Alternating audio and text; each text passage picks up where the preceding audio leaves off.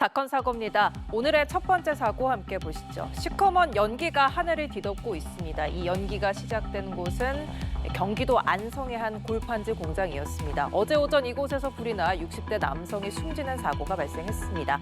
한편 비슷한 시간 경기도 평택의 한 폐공장에서도 불이 나 한때 대응 1단계가 발령이 됐습니다. 보시는 것처럼 이렇게 짙은 연기가 공장 일대를 뒤덮었는데요. 인명피해는 없었습니다.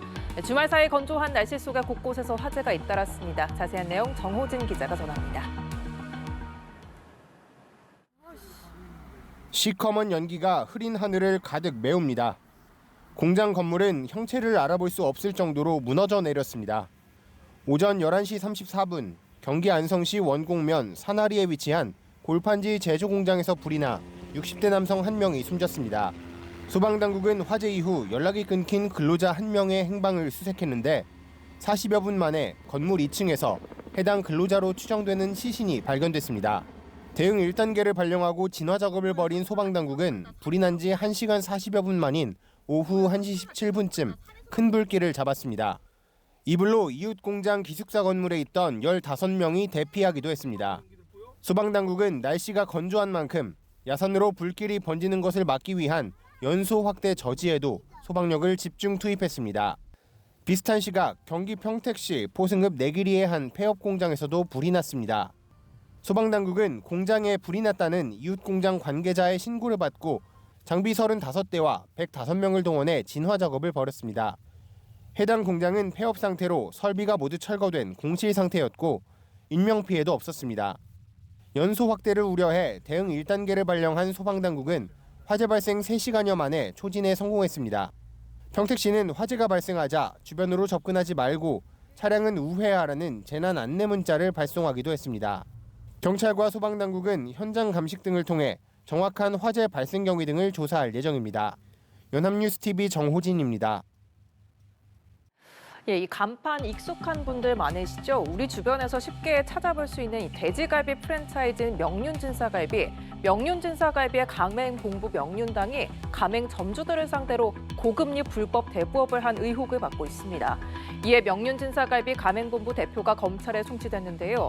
서울시가 프랜차이즈 업체를 불법 대부 혐의로 송치한 건 이번이 처음입니다. 보도에 이경희 기자입니다. 서울시 민생사법경찰국이 프랜차이즈 명륜진사갈비의 가맹본부 명륜당 이종근 대표를 검찰에 송치했습니다. 지난해 9월 말부터 가맹점주를 대상으로 한 고금리 대출 의혹이 제기돼 조사를 벌여왔는데 자료를 확보해 검찰로 넘긴 겁니다. 지방자치단체가 가맹본부 대표를 불법 대부업 혐의로 검찰에 송치한 건 이번이 처음입니다. 민사경 수사 결과 명륜당은 지난 2023년부터 1년여 동안 은행에서 연 3% 후반에서 4% 초반 저금리로 운영자금과 시설자금 790억 원을 빌렸습니다.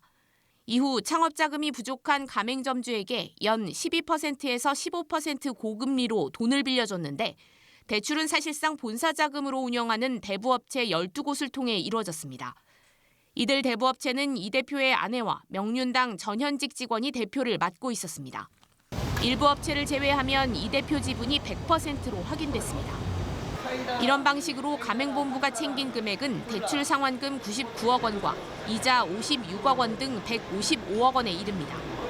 명륜당 측은 이에 대해 이익을 목적으로 한 사업이 아니라 예비 창업자들의 자금 부족 문제를 해소하기 위한 창업 지원 장치라고 해명했습니다.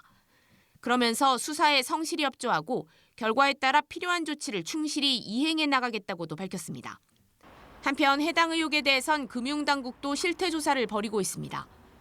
명륜당이 상대적으로 감시가 느슨한 지자체 감독하에 놓이려고 일부러 대부업체를 12곳으로 쪼갰다는 의혹도 제기된 바 있는데 금융당국은 쪼개진 대부업체를 금융감독원이 조사할 수 있도록 대부업법 개정을 검토하고 있습니다. 연합뉴스TV 이경입니다.